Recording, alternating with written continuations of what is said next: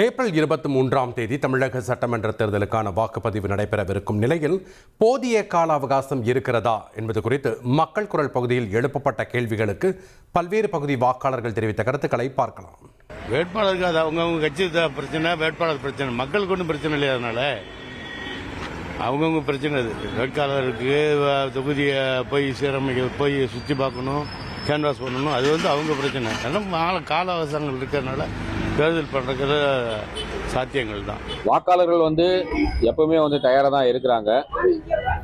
குறிப்பிட்டு சொல்ல வேண்டும் என்றால் வெளி மாவட்டம் மற்றும் வெளிநாடுகளிலிருந்து வரக்கூடியவர்கள் மட்டுமே இது போதிய அவகாசம் இருக்காது. மற்றபடி உள்ளூரில் இருப்பவர்களோ தமிழகத்தில் இருப்பவர்களோ வாக்களிக்க நாளை வாக்குப்பதிவு என்றாலும் வாக்களிக்க அவர்கள் தயாராக தான் இருப்பார்கள். மக்கள் ஏற்கனவே தீர்மானிச்சிட்டாங்க, இந்தந்த கட்சிக்கு தான் வாக்களிக்கணும், இந்தந்த கட்சி இந்த வேட்பாளருக்கு வாக்களிக்கணும் தீர்மானிச்சிட்டாங்க.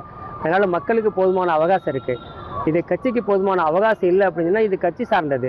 அவங்க வேட்பாளர் நிறுத்தி அவங்க நாமினேஷன் தாக்கல் பண்ணி அவங்க பண்றது அவங்க சம்மந்தப்பட்ட தவிர இது எங்க சம்மந்தப்பட்டதில்லை. தேர்தல் வாக்குறுதிகளையும் அவங்களோட பிரச்சார முறையும் நல்லாவே பயன்படுத்துறதுக்கான கால அவகாசம் நிறையவே இருக்கு இந்த டைம். அது போக மக்களும் யோசிச்சு எந்த கட்சிக்கு வாக்கு செலுத்தலாம், இல்லை எந்த தேர்தல் அறிக்கை அவங்களுக்கு நல்லா இருக்குன்றத யோசிச்சும் வாக்கு செலுத்துற அளவுக்கு டைம் இருக்கு.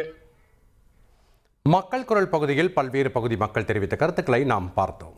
1,27,00,000 மனங்களை வென்ற தந்தி டிவி யூடியூப் சேனல். தவிர்க்க முடியாத தம்ப்நெயில்ஸ், கலக்கலான கான்டென்ட்ஸ். நீங்களும் இந்த குடும்பத்தில் இணைய இப்பவே சப்ஸ்கிரைப் பண்ணுங்க. அசுரபலம் கொண்ட எங்கள் டிஜிட்டல் கரங்களில் உங்கள் விளம்பரங்களை சேர்க்க வாட்ஸ்அப் பண்ணுங்க. 8939888838. Email advttv@dttv.in.